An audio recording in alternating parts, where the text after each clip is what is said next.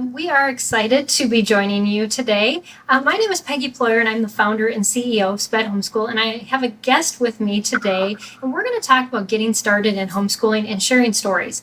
So Dawn Spence is the teaching manager with SPED Homeschool, and I'm excited to introduce you to her because she's a very dear friend of mine. And so she helps with setting up everything that you see on SPED Homeschool as far as the content that we produce. And so she just has a love for learning and a love for teaching. And I'm sure that'll come across in our interview today. So welcome, Dawn, and thank you for sharing your start to homeschooling with this Book Shark audience. Thanks, Peggy, for having me. And it's definitely a subject I have a lot of heart about. So it's something that I enjoy very much. So I'm glad to share our story. Yeah. So I'd like you to just get started by telling a little bit about you and your family, and then what made you consider homeschooling? We have a family of 5. We have a son that's 13, about to be 14, and we have twin daughters that are 11. Mm-hmm. And both my husband and I are public school teachers, and we were just going to take our kids and put them in public school with us when they got to the age. And that makes sense. My kids were going to come to school with me, and I taught special ed right before I had my daughters, and everything was going to go the way, we had planned. But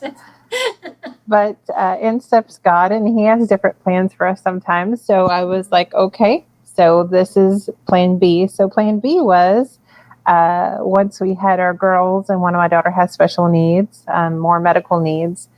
We didn't know about the learning as much at the beginning, but as much as development. But we knew that we were going to have to be more hands-on with her. And in being in the public school, I knew that in a special ed classroom, that would be very hard for her to get her needs met.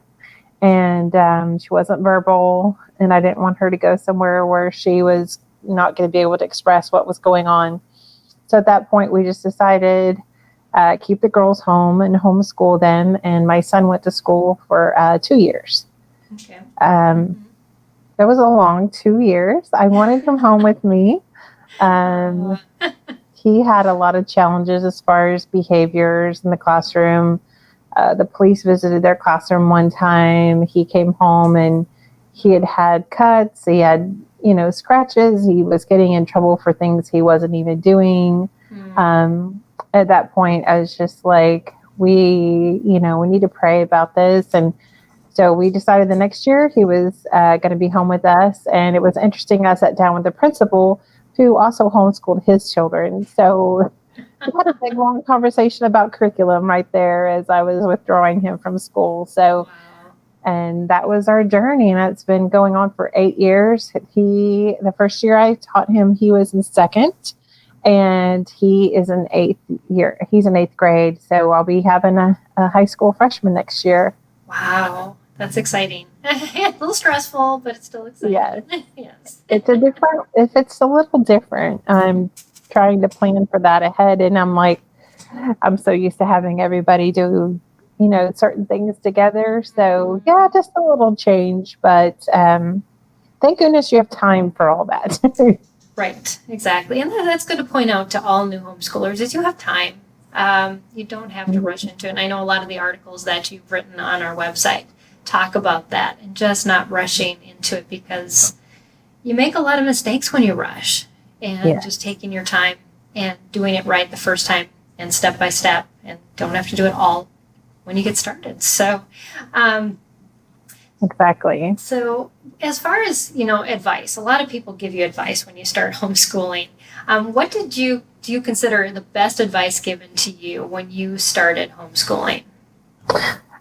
I would say is make sure that you know that your child learns in their own pace and their own time.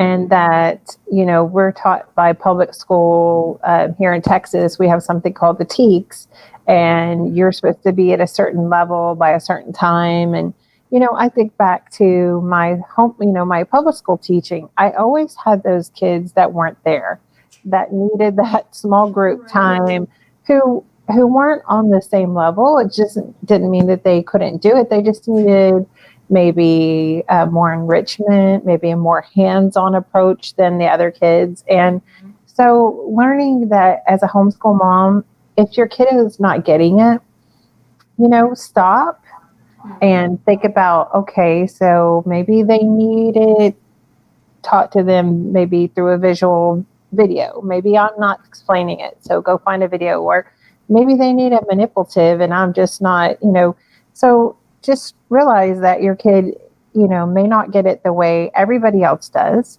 and in the time that everybody else does, but that's okay. And the beauty of homeschooling is that you have that time. We do for mastery. I think that's a lot of the difference between homeschooling and public schooling is that when you're in public school, you have to rush through to get to a certain timeline by the end of the year. Right. With homeschooling, you set your timeline. If you need to school during the summer because you didn't get math done, that's okay. I mean, you need to do it to mastery so that you know that your child is ready to move on. Mm-hmm. Yeah, that's a really good point. That because I think the tendency is to bring that mentality of we've got to do one grade level in 1 year or with that 9-month span, and there's so much flexibility and to take advantage of that and not feel the pressure of we've got to do this grade level for this child because this is how old they are. Exactly. Yeah. And mix it up. If they're at a different grade level for a different subject, that's okay. Exactly. Exactly. Because you meet them where they are and not by what society thinks they should be. Because, you think about all of us, we are gifted in some areas more than others. So maybe your English is like at a 12th grade level and you're only in 6th grade. Well, beautiful. Mm-hmm. Don't limit that child. But then don't punish them for not being as far in math. So it's a give and take. So that is the beauty of it. Yeah. There will always be those ups and downs and pluses and minuses, and to be mindful of that as a parent. Mm-hmm.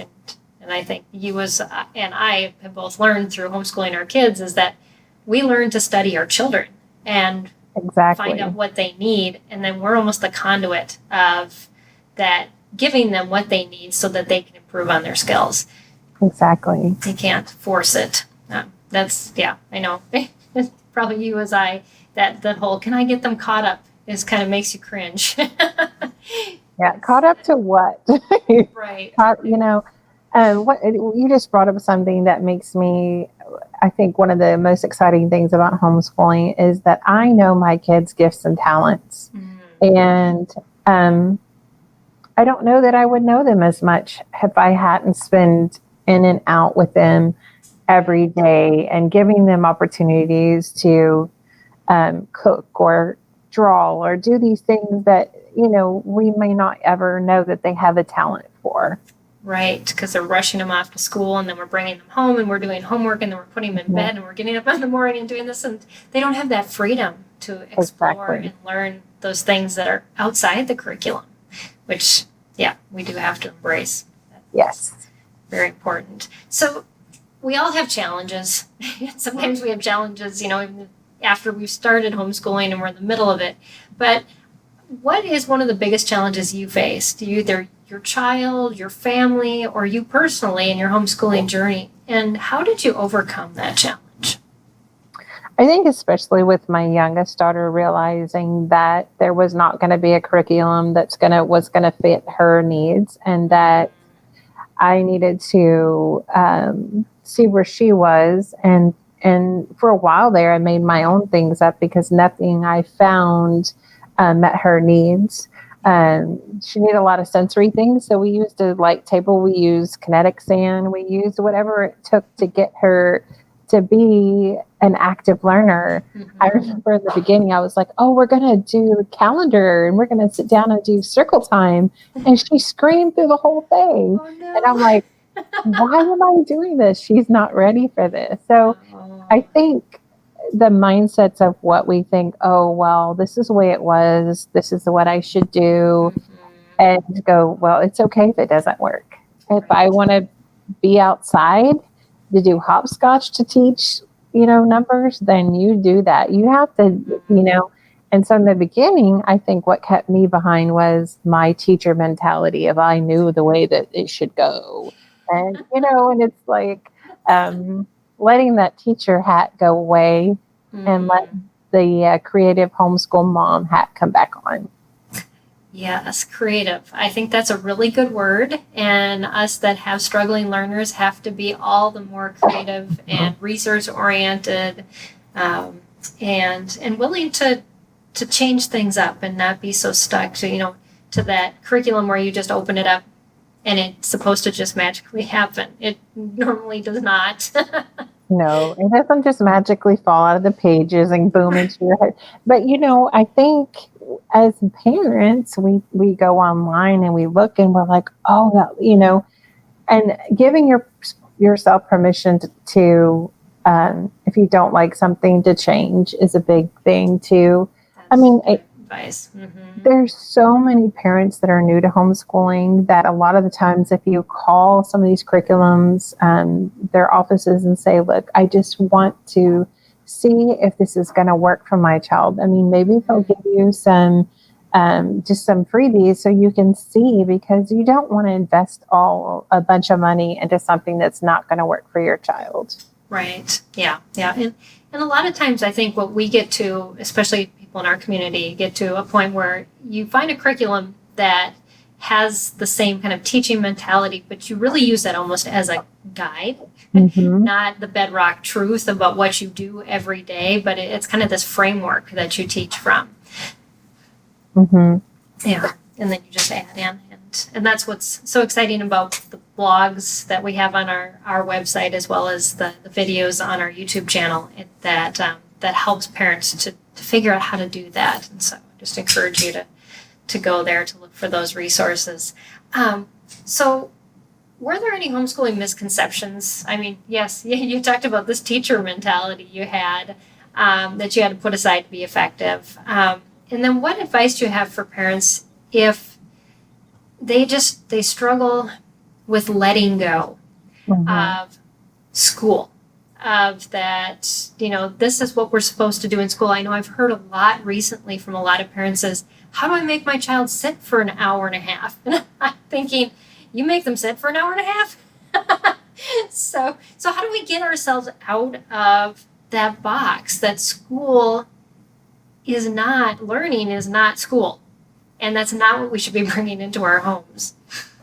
Yeah, and my kids do like structure.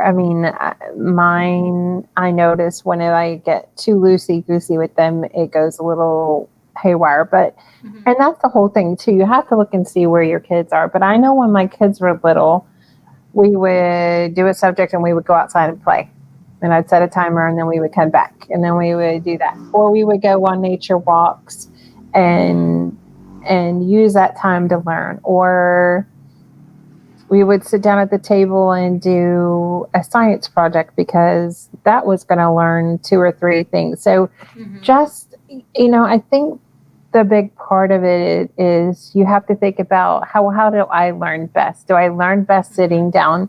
As a school teacher, they would tell us that, come sit, for a faculty meeting, and you would be sitting there for 2 hours and you know what? My brain shut down. Even after 30 minutes, I was like, can I be done here? How are kids? You're an adult. Yes. And I'm an adult and I should be able to handle myself. Well, we are human. We need to get up. We need to move. We need to be interactive. We need to, my son does science, and yes, sometimes science, there's going to be subjects where you're not going to be able to make it, whatever. So I got him the audiobook. And so just changing up things if your kids are having a hard time, like do your harder subjects in the morning, then have your lunch break, and then do some easier stuff in the afternoon if that helps to break up your day. Maybe your younger kid needs a book read to them and your older one is getting a little antsy. Go have them sit on the couch and read together. So it doesn't have to look like the traditional, which is kind of funny. Like before my son left public school, they were giving all these kids little fidget things. And okay, why were they giving them fidget things? Because good point. We're not meant to sit for hours and hours and hours. We're meant to get up and move. And, we used to do brain gym in my classroom. And so everybody's been sitting for a long time, get up and do some jumping jacks, because we know that if we cross over and we have activity and we cross over midline, we're engaging all parts of our brains. The more that we move and we get things going, that the more we're gonna learn things.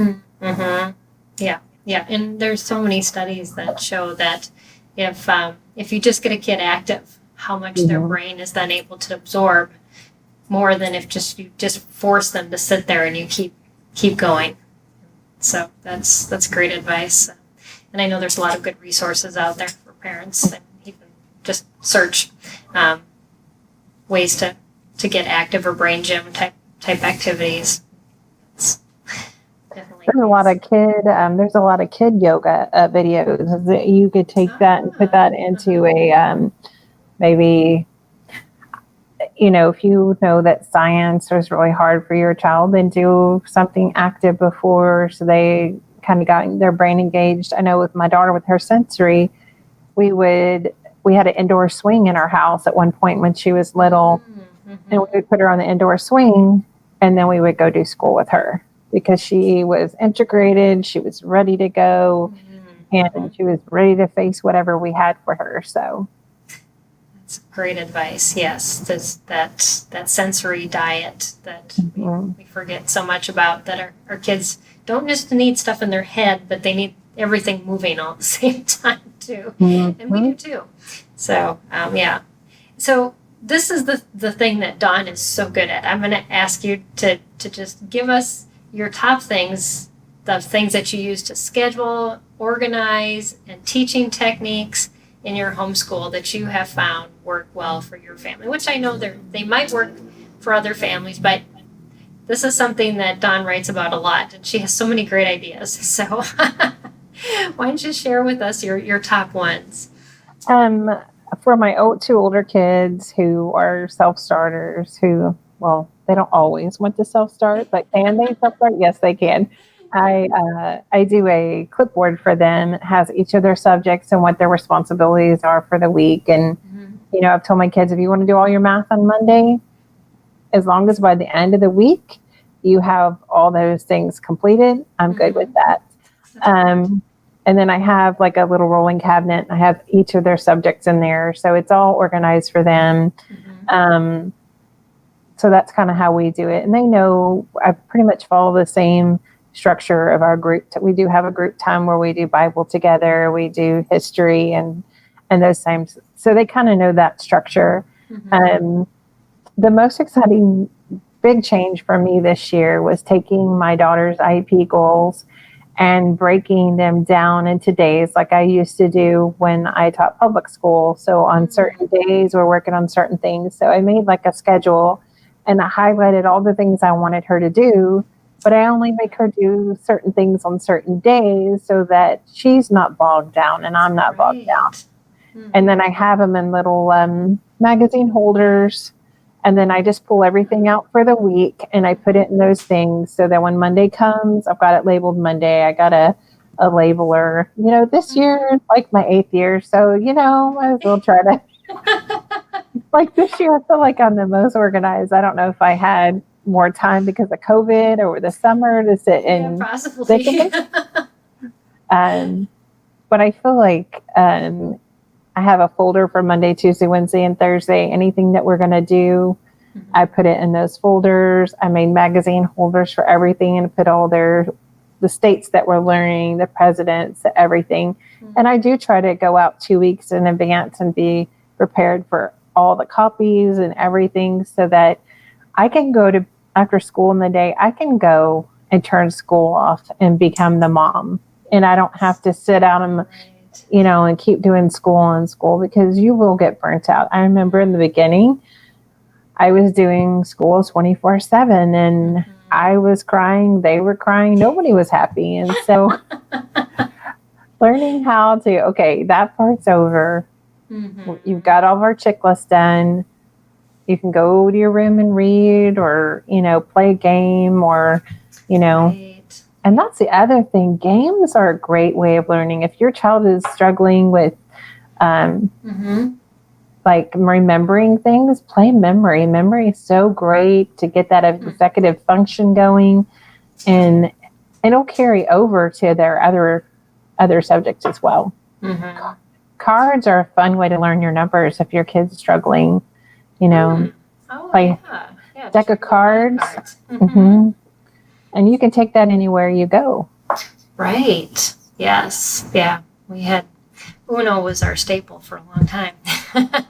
Yes. Uno they make with like unicorn Uno and minion Uno. So if your kiddo is very intrigued about a certain thing, go to Amazon.com. You can buy them just about with any subject. Wow, I didn't know that. That's something new. Yes, we have unicorn Uno in our house. Okay.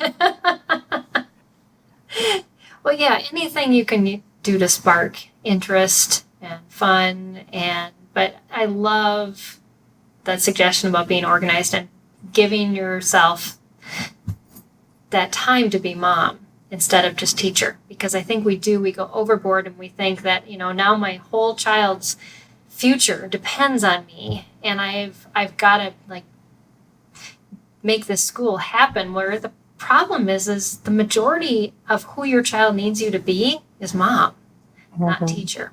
And we forget the importance of that relationship and what our kids need from us and that over us being their teacher. So. Yeah, what's funny, my kids in the beginning were like, I need some time with you. I'm like, I was with you all day. And they're like, but you were teaching us. And it was like, oh, okay. So they want me to be mom and not teacher. Also, they want me to not be teacher so we don't have to do anything. Right. Like tomorrow, we're going to start. Are you testing me now? Yes. A great advice that I got from another homeschooling mom that was very seasoned. And that's one thing I would encourage new moms do is go look and don't go to the ones that are pulling their hair out that are about to quit. Right. Go find someone that's going to encourage you. Now they're going to tell you, I think all of us had days where we cried because it just didn't go well. And you're like, is public school calling my name? We all have those days. But this seasoned mom was saying, okay, how yesterday went and you woke up and you wake up the next morning and it's not going to go well. She's like, use it as a documentary day, use it as a game day. And as long as you're the one that made that choice, then you're still guiding them. She's like, just don't let them rule how your school's going to go, which I thought was great advice because you still have to be in the place where I know a lot of moms say, well, I don't know how you homeschool. My kids would never listen to me. But they listen to you to go to bed. They listen to you to do other things. So it's just how you frame it. Yes, that's so true. And yes, and you kind of fall into that mode. I don't know how many years it took your kids, but my kids at some point woke up and said, well, school is what we do. It's just, that's what we do during the weekdays. When dad's at work, we do school. And, but it takes a while. You have to develop that habit and be consistent. And that's the hard part. Yes. I think we usually take off when David, my husband's home over the holidays. So we've been off for 2 weeks. So tomorrow is all about reminding myself that we will have to have grace, because it's starting back and everybody, well, I remember as a public school teacher, you'd go back and you'd be like, oh, the kids have been home for 2 weeks. I've been home for 2 weeks. And so start it easy, start it light. I don't always remember to do that. Somebody gave great advice the other day that maybe start one subject or, do some of their schoolwork with them that you normally wouldn't do, just kind of help them ease back into it. That's good advice. Yeah. Yeah. And even for getting started, that's a great thing to do is don't just give that subject to them, be with them and walk through those steps, especially if it's new, and be able to answer those questions and sort it out. I know a lot of times I'm confused when we look at new curriculum. And so instead of just throwing them to the wolves and saying, we'll figure it out, let's figure this out together. It's kind of like you approach it as a team. Yes. And that makes it easier. So I want to just touch on, before we wrap up, you had mentioned earlier about your daughter's IEP goals. And I want to let everybody know that's watching is that something that we help parents with a free template and a guide on our website is how to write a homeschool IEP. But can you just give us a summary of the advantages of doing that and why you do it for your daughter? One thing that I think that we all forget is how far our kids come. Even with my daughter, she was nonverbal for so long, and we've been doing therapy since she's been little. And sometimes you forget that the strides and how they've grown, but it also helps you to see what is the next step. Sometimes, learning happens in steps, and a lot of times it's when they're ready for it. And sometimes we want to rush into the concrete learning before we need to finish up with the concrete learning before we go into the abstract. So breaking down big goals into little pieces helps you make sure that you're meeting all the parts that make it concrete for them before they have to get to the point where everything's abstract and they have to know these concepts that maybe they don't understand. I use it a lot to work with my therapist as well. We do a really good job of collaborating on figuring out what my daughter's needs are so that we can figure out what is this next step. What should we be challenging? Right. And because sometimes it gets complacent. We think, my child's doing okay because they're doing the best they can. And I think sometimes we have to challenge them because they will come up to where we want them to be instead of just letting them, I think as long as the kids are learning and they haven't plateaued, you should just keep pushing. And I think those IEPs help you to keep pushing yourself. And this year I'm doing something new that I haven't done is I'm do some quarterly reports. And I did that. And I do reading records when she reads.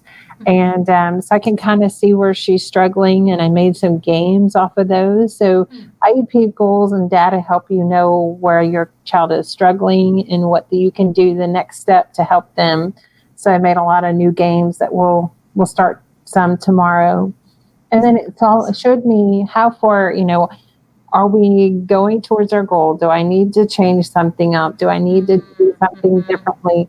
And plus makes me see all the great stuff she's doing and get excited that knowing she's doing great, she's learning. Right. Yeah. That's great to point out. Because that's a big question a lot of parents ask us when they see that on our website, that we have a template and a guide. They're like, well, why would I do that? Why, that's just a bunch more paperwork for me. But you really broke it down concisely, and I love that, is that otherwise we look at an issue our child's having and we either say they're not working hard enough or the curriculum is bad, all of it, let's throw it all out. And yet, if you can get down and collect that data, you can see much more of what is really happening. And but it takes some study and some taking apart. Well, I think it helps you develop patterns too. Like, see, there are some patterns. Maybe your child has dyslexia, and you, on top of having another issue, but if you don't have that data to look at it and say, oh, they always get these letters, no matter if it's a Monday or a Thursday, they're always not there. So it helps you see your patterns and figure out things that maybe you're not seeing. Right. That's a good point. Yeah. Awesome. Well, thank you so much, Dawn. This has been so informative, and I hope our audience has enjoyed it as much as I have. Always going back through all these things that you have so much wisdom with. And I just want to thank again Bookshark for giving this opportunity for us to share. And you can find more from us at SPED Homeschool by visiting our website at spedhomeschool.com. And like I said, we have tons of resources there. And so thank you, Dawn, for sharing. Thank you for having me. Yeah, definitely. And we'll see you on the SPED Homeschool website. So bye, everybody. Bye.